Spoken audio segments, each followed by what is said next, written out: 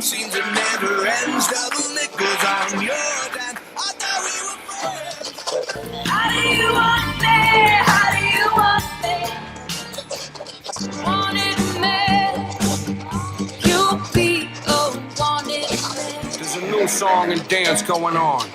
Hello, y'all. Happy New Year. It's Darren Rose Radio, hanging out today. By the way, I'm so glad we're drinking and we're outside. Despite there being like a 30% chance of rain, that means there's a 70% chance that it won't rain. And I like those odds. So we're outside again and hanging out today. Lots to talk about with today's guest. He is a pioneer of the desert stoner rock sound. Founder of the band, I mean, it's a cult band, I think, at this point, Kyuss, and he's also been part of Fu Manchu, Vistacino, and his most recent project out now, Low Desert Punk. He is Brant Bjork. Hi. How you doing, man? Good. Cheers. This is the first, honestly, right, actually, cheers. I think I had a buddy of mine, another DJ. We enjoyed a couple of beers during our conversation, so I usually like to start at the beginning. Is just basically, you know, you grew up in the desert. For those that don't know, is about 2.5 hours east of Los Angeles, and it's the basic Palm Springs, Palm Desert Valley. Yeah. We are the Southern Mojave, and we're in the Coachella Valley, and it's a desert, man. And that's and I say we because that's where I'm from, as well as all the people that I was coming from with. Now, you were adopted. I was. You were adopted. Actually, Yeah. I just the last episode of last year was a friend of mine who worked radio promotions for years. Her and her husband just adopted a baby girl. So we talked all about that process. Yeah. Just as a side note, do you? So you were very young. You were. Yeah. Well, I was. My blood mother was she had a rough one, and so she God bless her, but she kind of technically abandoned me. And I spent the first year and a half in a foster home. Okay. And then was of course blessed to be picked up by a couple of amazing human beings who adopted me and raised me and took me out to the desert. And where was your foster home? It was in, I believe, Riverside. Okay. Yeah, and I was born in Redlands, or although my blood mother says San Bernardino, but she's you never know. More glamorous. It's kind of all in the same area there, right? Yeah. The foothills, basically, of the Big Bear area. And then your birth mother, was there ever any contact with her again? Yeah. I ended up finding her and meeting her and establishing a relationship. In fact, Great. You know, we just talked to her actually just last night actually, and yeah, you know, and it's good, you know. Yeah, nice. First introduction or first exposure, I guess, to music as a kid growing up, was that through, you know, family stereo? Was that through friends? You know, was it? When did you first start to fall in love with music? Was it junior high?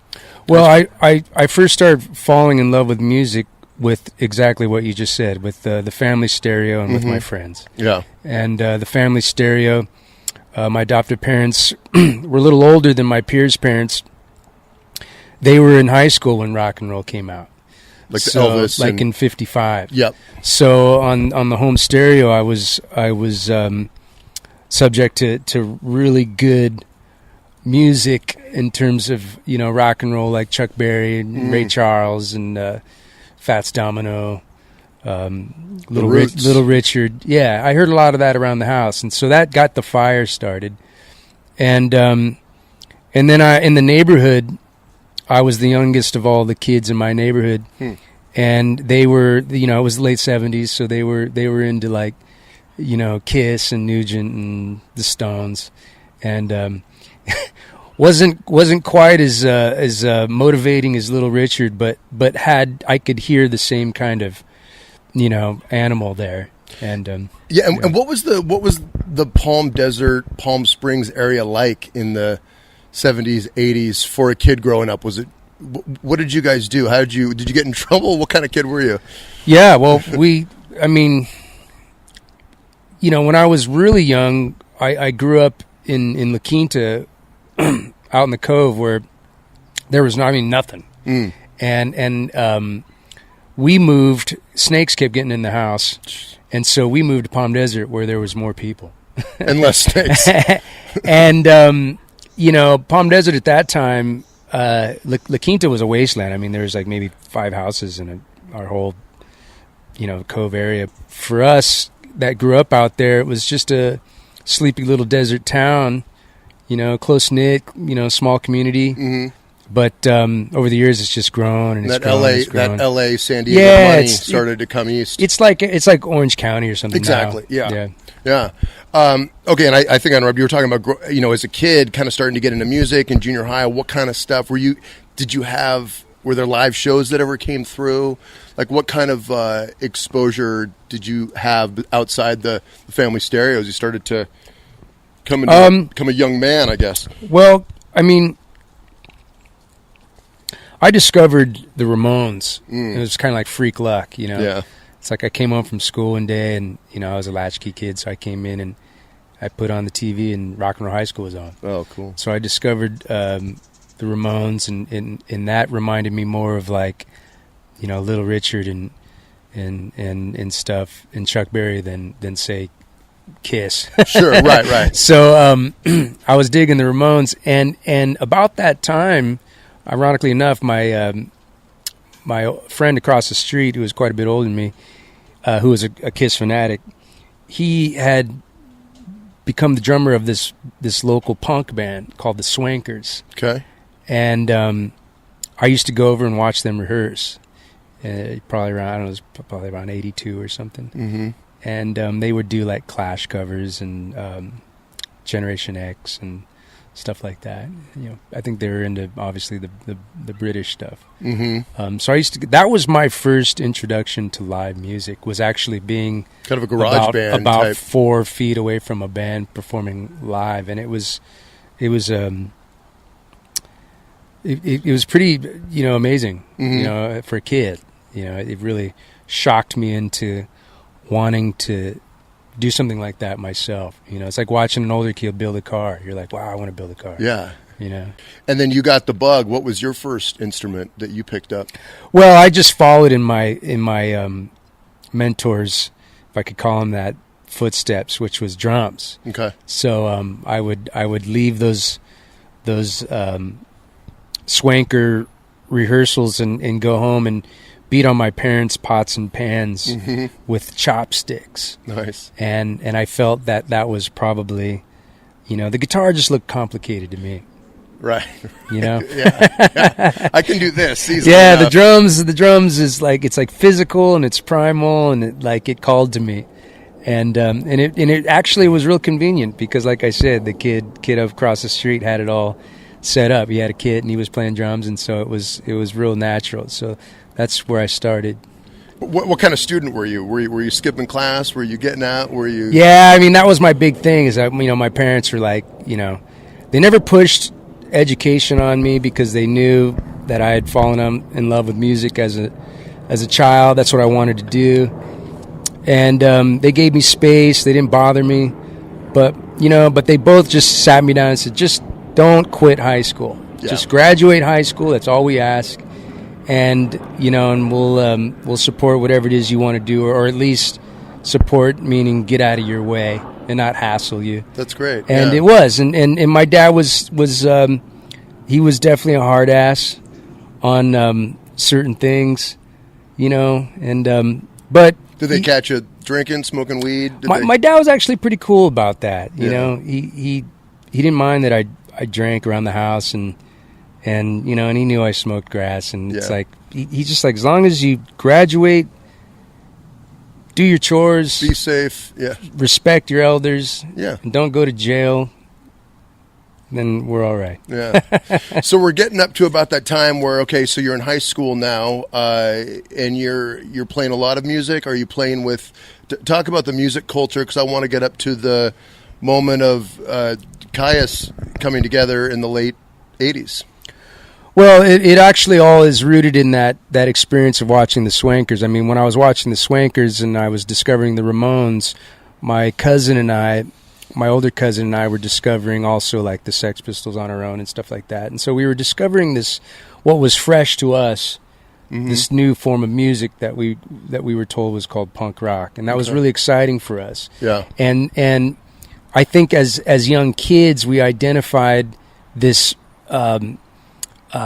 grassroots element in punk rock, where it was like people doing this thing for no other reason that they just needed and wanted to do it. And that intrigued me enough to start asking questions to some of these older kids that I was watching in the neighborhood playing. I said, what is this punk rock thing?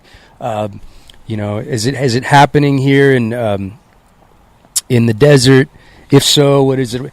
And so all my questions led to these guys saying, well, yeah, there is punk rock in the desert, and it's happening with this guy named Mario Lally. And so the name Mario Lally kind of, for me, instantaneously became this almost mythological figure as this guy who was kind of representing this music that I thought was really infectious and exciting, and it was happening in our desert, and that was exciting. And what was Mario Lally?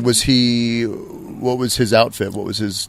Well, Mario was quite a bit. He was older than the dudes that were telling me about it. So it's like when he was a musician, obviously. Yeah, and he was just a local guy, you know. And when you live in the middle of nowhere, you know, I've read a lot about the Jamaican scene and how they're on an island and we're like out in the middle of nowhere. Exactly. And there's these parallels that are very, very real. And one of the things that I identified with the Jamaican scene versus the desert scene was the mythology of where we come from. Because there's nothing, so the littlest things are important. And so the fact that punk rock and Mario Lally and these things were happening in the desert, it was like, wow, something's happening here. What is it? I want to know about it. I want to be part of it. You know, it's like a life force. I started to just like look for those older guys that were in the scene, and and I found a dude who was his name was Ted Reed, and he was much older guy that was in a punk band. I heard he was in a punk band, and I'd been practicing the drums, and I hunted him down. I knew he delivered papers. Okay. And he delivered papers at the local, drugstore every weekend, and so I'd skateboard down there, and I'd tug on his shirt every weekend and say, hey, man, I can play drums. Let me be in your punk band. That's awesome. And I did it for about a month until he finally was like, well, shit, man, I mean, let's see if you could play. And I was about 13, and by then I played my first gig with Ted and I we formed a band. We called it Today, and then we started playing with Mario Lally and all the older guys, and that's when I kind of became part of the desert scene. So I got kind of... That was at 13, 13 years old, man. That's incredible. Yeah. And then it just... From there, And that was pretty much... I mean, 13, you're still in junior high, so pretty much through high school, you were in part of some cool shit happening in that area. Yeah. You're probably a mythical character in and of yourself. Well, it's like it was fun getting an education and getting a schooling by playing with these older guys, but then in the end I wanted to play with dudes that were like my friends, my peers. Yeah. And so my best friend at the time, Chris Cochran, this has been about 1987. 87, yeah. Chris Cochran and I we said, hey man, let's start our own band. Stop goofing off with all these old dudes. So okay, so it's you and Chris. Yeah, we started a band. We started a band the summer of '87. And he wanted to play bass, so we went over to a kid's house we knew across the street who we heard was selling a bass, dude named Nick Oliveri. And he was kind of coming from a different side of things. Nick was kind of more hanging out with more of the long hair kind of heavy metal guys. And so he brought, I remember the day Nick turned me on to Sabotage by Black Sabbath. I loved, Paranoid and all that stuff, but I hadn't been familiar with Sabotage. So he was turning us, and we were turning him on to a lot of crazy stuff. Mm-hmm.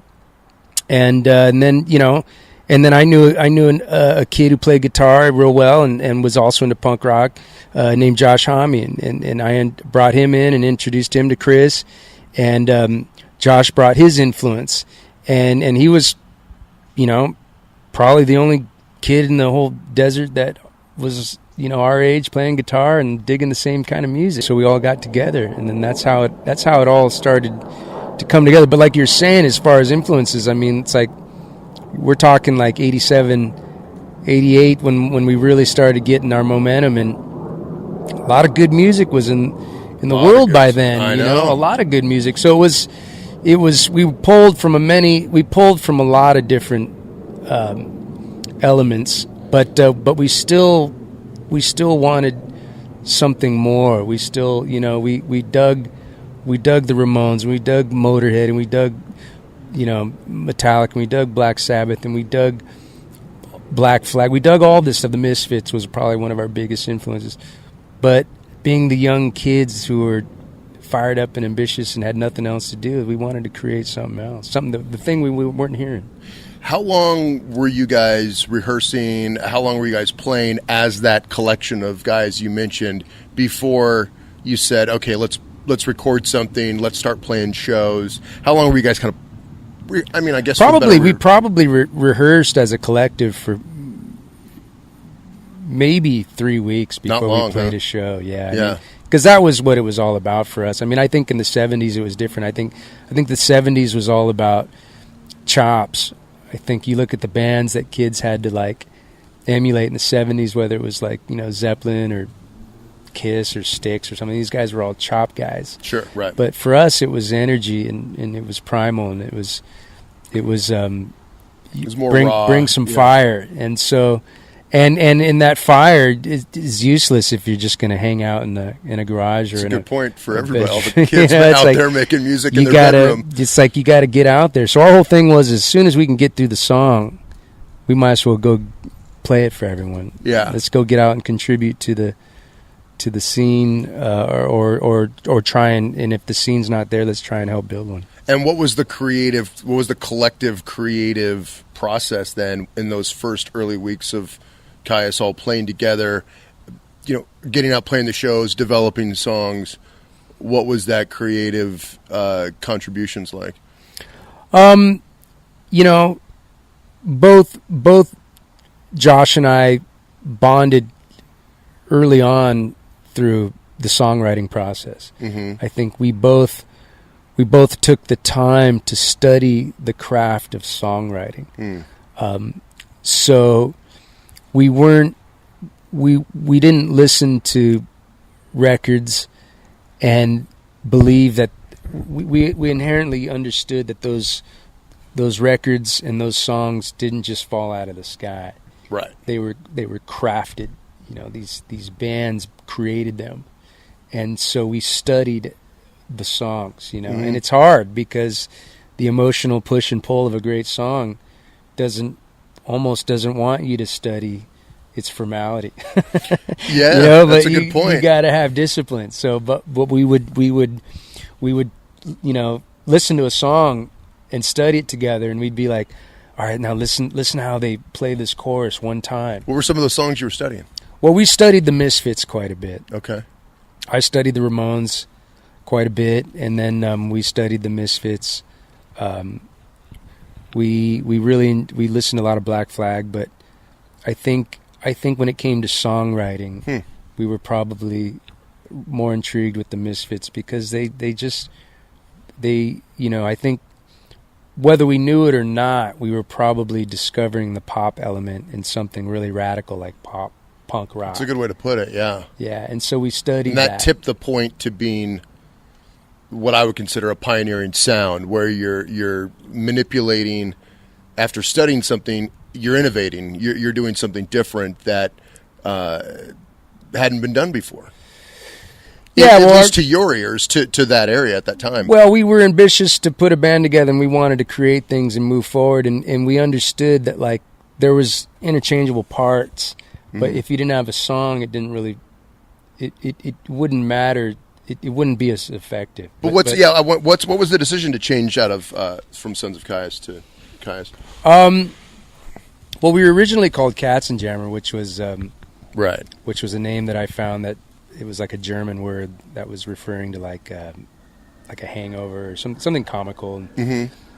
So we just kind of used that for a little bit, and then that was still in high school, right? Yeah, and then we outgrew that pretty quick, and then it was time for a new name, and I went back into the lair and found this old Dungeons and Dragons book that I had laying around from a couple years prior, and I found this name called the Son of Kyuss, and I thought it just seemed trippy and different and cool. And what I liked about it is it didn't imply a specific style of music. Yeah, that's what I really liked about it. I mean, Motorhead or Metallica or Slayer or Black Flag, you can get it invokes an image. You can get a pretty good idea of what you might be in for. But Son of Kyuss, and of course we pluraled that, and then I think we outgrew just the Sons of. It was just unnecessary.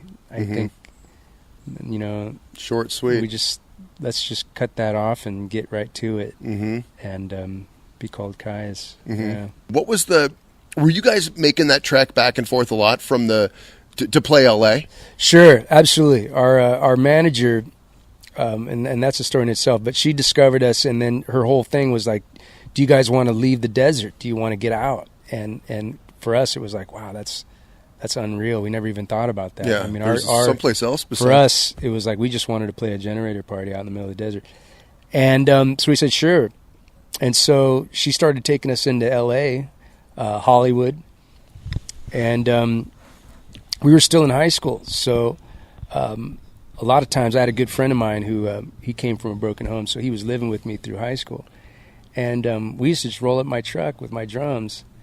And we'd be rolling back from a gig, and get in at 4:30 in the morning, and I'd have to wake up and we'd have to go to school. God. Yeah. Well, that's back when you had the energy to do it. Yeah. Oh yeah. That's one thing we had. We had the energy, but it was fun. We used to play all around Hollywood, and we played all those crazy late '80s clubs. All the Sunset Strip. Yes. Yeah. It was wild.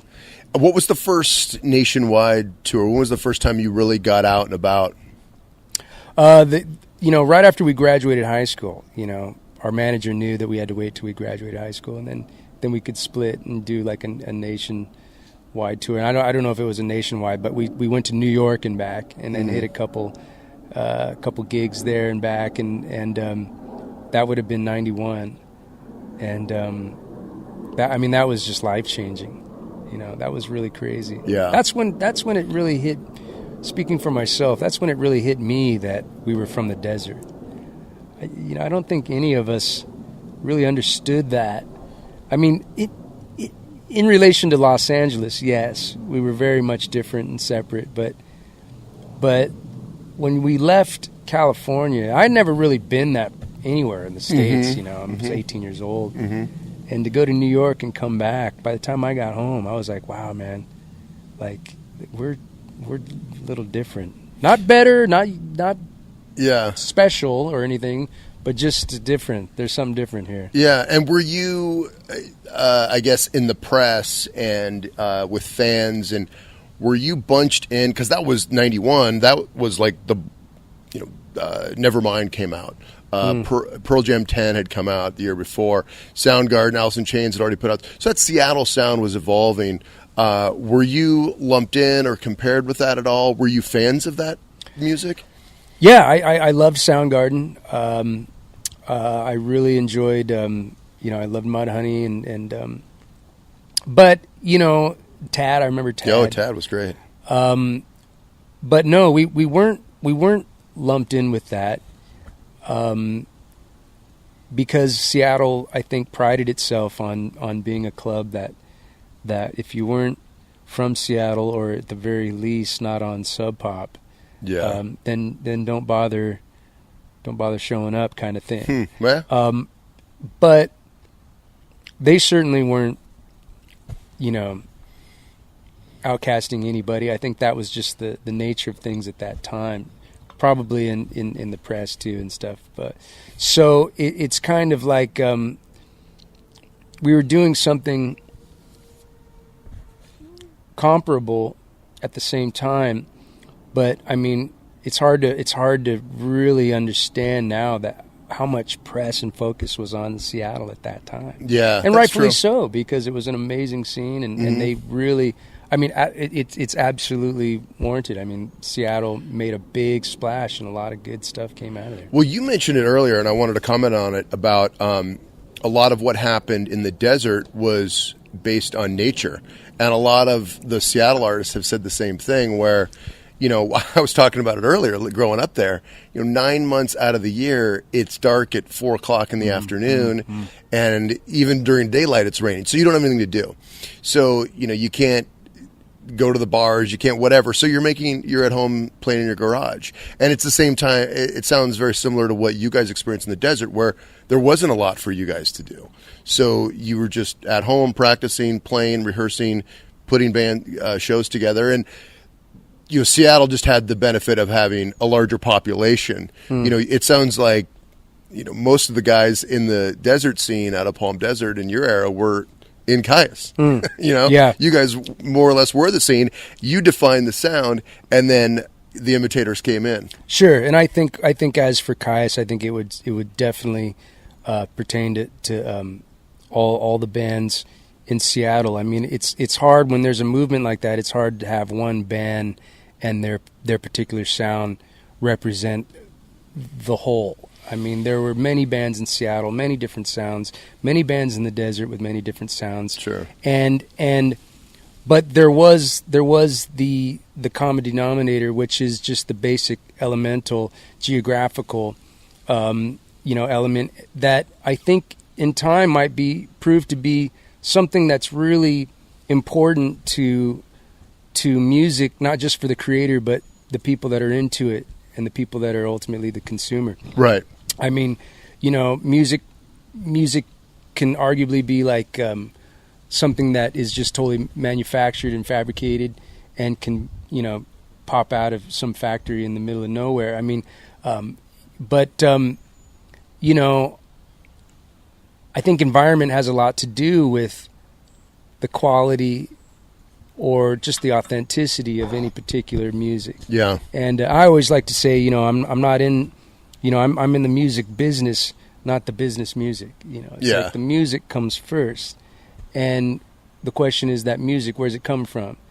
That's the first thing. When I discover a band or an artist, that's the first question I ask. It's like, where are they from?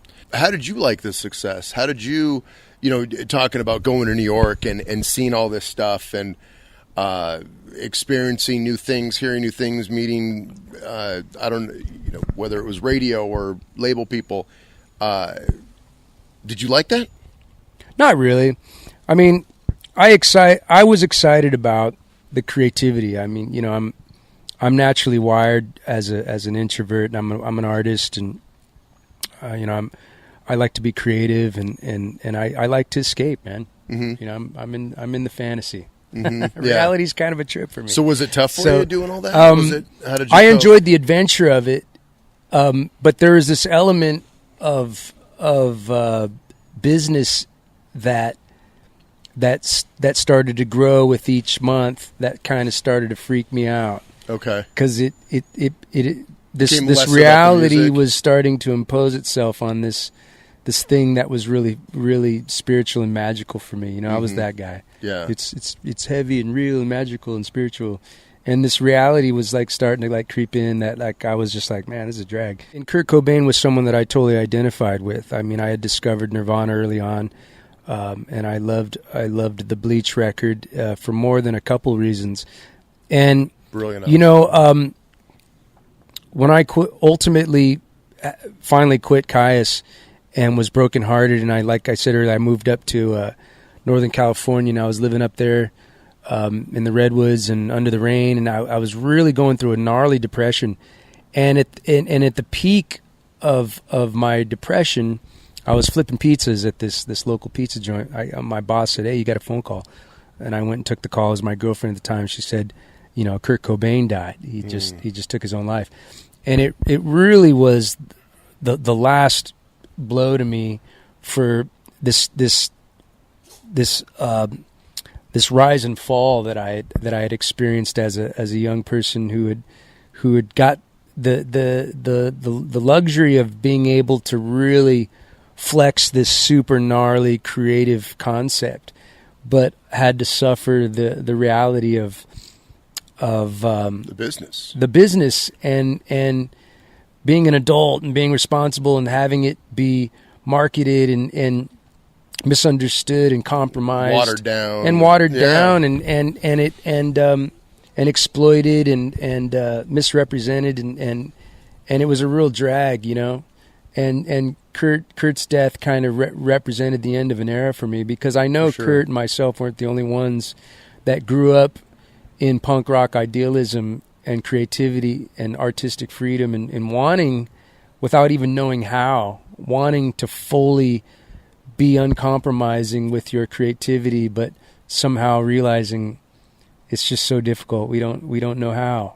I wanted to go back to that conversation that you had with the band, with management, where you said, I need to step away. What was your, two questions, I guess, what was your mindset? How long had that been going on in your mind? And then what was that conversation like when you actually sat down and told everybody? That was heavy. I didn't realize at the time, I realized two things. Let me rephrase that. I understood that it was something that had to be done for myself. Mm-hmm. What I didn't understand is that it would affect my life to this day. I didn't know that. And I certainly have no regrets. I'm very, very content with, and I think it was one of the most important decisions I made as a young man. Mm-hmm. For many reasons. But going back to the specifics, I just had to look these people in the face and say, "Hey, man, I'm not experienced and intelligent enough to know the details of what is ultimately happening with this situation, but I'm intuitive enough to understand that I'm not into it." And that's a good way to put it. And I don't, I'd rather preserve my creative integrity, but also my creative well. I mean, I want to. I don't want to pollute it. I want to. If it's all I'm ever going to have, if I'm not going to have the capacity to understand this level of whatever it is, this level of exercise, then I'm gonna preserve the thing that I do understand, which is creativity and music. And now that creativity, did that have anything to do with outside influences, or did that have to do with the creative balance between you and Josh? Excuse me. Well, it probably had a little bit of everything. Josh and I had a fantastic creative relationship that I always thought was probably very similar to. In no means do I. I'm not saying. I know what you're going to say. I'm not going to say in quality, of course, but I mean in terms of a personal relationship, it was kind of like McCartney and Lennon. I knew you were going to say that. Well, we didn't quite have that equality set for all time in what was once referred to as Kyuss. Were you satisfied? Was everyone satisfied with the credit structure within the band? in the first record, Wretch, I mean, we started our own publishing company. Our manager explained to us what publishing was, which is essentially the internal business of the band, before the record is put out into the world to be consumed on the whole other level of business. And it's almost like the business pertaining to the creative process. Right. And when you're like four goofballs from the middle of the desert that are just jamming, it's like, well, Well, what we originally did, and which made sense to me, and I'm sure to a couple of others, was we just split it evenly amongst the four of us. Yeah. And we had a publishing company called Cacti Music, and it was just 25% all around. And then we're like, are we done here? Is that good? We're good. I mean, what's better than equality? All right, let's go to work. I want to ask you this while we're talking about it. At the end of last year, I saw the HBO special that the Foo Fighters were doing, and Dave Grohl was talking. They featured the Desert Studio. They were talking to Josh, and Kyuss came up, took a lot of credit for it. I mean, do you feel like that's kind of a accurate portrayal to fans and the world that, you know, he's taking credit for something that it wasn't solely him? Yeah, well, that's, you know, that's a drag, and it's you know, I think he deep down inside knows what the truth is,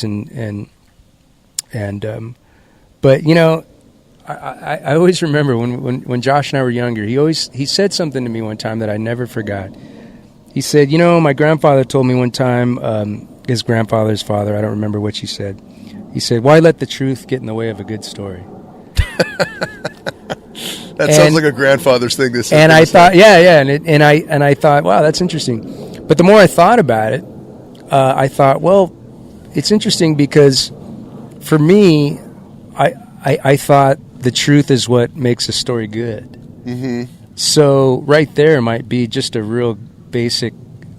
That might be our basic difference in opinion. Was there? Do you guys ever talk? Is there ever any communication between you and Josh? Or because I know you've had, you've worked with and kept in touch with all the other guys within the band over the years. You worked with them on different projects, Mr. Chino, did you and Josh communicate at all? Not really. I mean, we tried to in the mid '90s. We tried to, you know, once I left Kyuss, and I think that marked a line in the sand for us. You know, it was time for us to be men, and he followed his path, and I followed mine. From there, you know, you said you were kind of in a depression, and what were you? You were living up in Northern California. From '94, and you got into several different projects. You started doing some other things. How long did you feel like it took you to kind of shake out of that funk? About a year and a half. I fell into a depression that lasted solid for about a year. And were you staying away? Did you stay away from music? And I mean, messed around with some friends up north, but it was just goofballing, and I think I even gave my drums to someone to take on tour. Like just real dark time. Yeah. And then it took after that first initial year, it took me about another 6 months to pull out of it. You know, and it felt great. I pulled out of it and reinvented myself and changed my life, and it was awesome. And then what was after this episode of you know, kind of working through some stuff and learning the business, you got back on stage. Was that with Fu Manchu? Yeah. And in fact, I was working construction. I came home from work. I came home for lunch, and I got a phone call from an old friend of mine, Scott Hill, from Fu Manchu, and he was like, hey, man, you know, I need a drummer. And I play drums. Yeah, you know, and so I said, wow. I said, okay, I wasn't expecting that call. And I joined Fu Manchu, and for the next 5 years, that was like my, I got to do everything I didn't get to do in Kyuss, you know, in terms of develop an understanding of not just being able to go on stage and perform and do something I love, but also keep an eye open. And really Scott Hill taught me how to be a band leader. And I didn't know that I was going to be a band leader someday. I thought I would just always play drums, but he was a great band leader. And so I watched him lead a band, and I didn't know it at the time, but looking back, I mean, he taught me how to be a band leader. I guess I want to get up to the Kyuss Lives. That was after Fu Manchu. That was 2010, right? Yeah, I left Fu Manchu in about 2000, 2001. And you did some solo. And then took my education with Fu Manchu and my my education prior, and then rolled it into my own record label and my own solo band. Mm-hmm. And then and started touring the world, and then And you like touring again? Did you kind of fall back and not fall in love with it, but you get more accepting of being on the road and yeah. Well, it now I had full understanding of the business of how it worked, and I was amongst people that were pleasant to be around, and we were all on the same page. And Mm-hmm. you know, I mean, it's work to go out into the world and travel and perform. Touring is, anyone that's been on a tour will tell you, it's not easy. Oh no! And if you've got internal conflict within the band, I mean, geez, then it's really tough. Your label active at all, or did you? Well, my first put out records under it, obviously. my first official independent label was Duna Records. Yeah. And we had a really good, solid run with Duna, and we established a real good footing for what I was doing and putting out my own music and touring and all that. And then that finally tapered off around 2007, Mm-hmm. 2001, 2 to 2007. So we had a good run there. Mm-hmm. And then I ended up just kind of, those were like, you know, the tail end of the Bush years, and I was exhausted, and I started. I kind of stuck around Europe, you know. I stayed in Europe with friends, and then did a year in Barcelona and just chilled out over in Europe. And then a friend of mine who was involved in my work with Duna was like, "Hey, man, I got a new idea. Why don't you come back to the States? Come back to LA, and let's talk." And what resulted from that was my second label, Low Desert Punk, which was kind of just an extension of Duna, a rebirth of Duna. Okay. And during this time, I was touring with my solo band through Europe and the States and Australia and things like that, Canada, and and a couple of different guys coming and going. And that led us up to about 2010. Yeah. And then whose idea was the Kyuss Lives tour? That was John Garcia. You know, I was on tour in Europe, and I was in Switzerland. I'll never forget it. Someone said, "Hey, man, did you hear John Garcia is going to do a tour called Garcia Plays Kyuss?" And I think they were like kind of prodding me for some kind of criticism Response, yeah. And I thought, well, that sounds awesome. And they were kind of taken back, like, "Oh, wow, you think that's cool?" I'm like, "Yeah, I think it's great." Yeah. You know, and not long after that, ironically enough, John called me and said, "Hey, man, would you be into touring with me and being my opening act with your solo band?" I said, "Sure." So we went on tour together for 3 weeks in Europe, and I opened up the shows, and he eventually had me coming out and playing drums on a couple of songs, and we had a blast. And then it was all over, and it was like high fives, and that was rad and wow. And you know, and I mean, it only been how many years since Kyuss had broken up, since the mid 90s. I mean, we all have traveled the world and seen the influence that it's had on people, and how people everywhere you go with Kyuss. When's Kyuss get back together? Yeah, it's that cultish thing. And so, you know, and to see John go out there with three guys from Holland and make that big a impact, it was like, wow, it's not just talk anymore. I mean, people really had responded. Did he say, "Hey, did he ever say, instead of the guys from Holland, why don't we get you and Chris, and why don't you get some of the?" Well, eventually. I mean, I went home it went to that. Yeah, about a month later, I got a phone call from John, and he was like, "Hey, let's do this." You know, and I was like, "All right, well, hold on a minute." Like this can get, you know, this could Sticky. be great, but it can be equally complicated. Who owns Kyuss? I discovered the name, and you know, through my studying of intellectual property and trademark law, I feel very confident and very strongly that I do have ownership of the name, and of course should. But you know, Josh and his team of people are very powerful, and they have deep pockets, and you know, the who owns the name kind of boils down to whoever has the most money to claim they own the name and back that claim. Mm-hmm. You know, you guys talked about doing an album, And isn't that when the lawsuit came in from Josh? He said, Josh isn't going to do it. I got a guy that, we'll use my guy that did my tour, who was a great guitar player, great guy.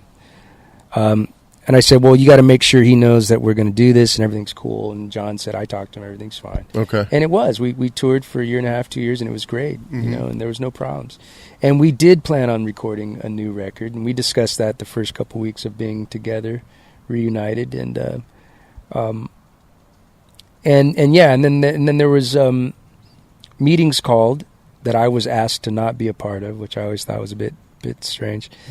And it was decided that they were going to negotiate any business that we did under the name Kyuss Lives, and this whole new record concept, and it just got really, it became all that I originally hated and left, which was business, and then they filed a federal lawsuit, and nowadays, you drop a federal lawsuit, it's like, you just go online and you do that stuff, and it's like it's the third entity of the world. It's like the eternal, the external, and then you've got this third entity now, which is the online world. We're so litigious too. It's just tragic. It is, and it had a huge impact immediately. It was the preemptive strike, and we were instantly having to be put on defense and try to defend ourselves. I think it was trademark infringement and unfair competition. But again, it's like, who owns the name? It's like, well, the guy who can afford to own the name. Yeah. Josh and his lawyers were like, well, stop, change the name, and give us X amount of dollars, or we're going to drag you into the court process. Yeah. And John and I ran out of money, so it's tragic. John and I are like, dude, we just make music. Yeah, that's bullshit. all we want to do. I mean, all the smoke and mirrors and all the, deflection. I mean, the bottom line is, it's like, going online and trying to get people to see this and say that and believe this and believe that. The bottom line is John and I are just musicians. We just want to make music. Yeah. And if we can't call it what we believe it to be, that's fine, because it ain't going to change what the music is. It ain't going to change the sound and the soul behind it. Yeah. So we'll just call it something else, and we're not going to say, hey, you're not going to keep us from recording music. Yeah. And the latest recording in music is Low Desert Punk. This is my my newest solo record after that whole adventure. John and I did do the Vistacino record piece, and we released it, and it was great. It's a wonderful record, and got great reviews, and people really backed it. And then it was time for John and I to go back to work on our solo efforts, and this is my first record since Brant Bjork and the Low Desert Punk Band. Yeah. This was a privilege, an honor for me, man. I really appreciate you taking the time to come out here and tell the full Kyuss story, the full Vistacino story, the Low Desert Punks. Looking forward to all that's coming up this year. Thanks so much, man. Thanks, brother. And for all those out there, check out all things Brant Bjork, from Kyuss all the way on up. Look him up online. And thanks for checking out Darren Rose Radio.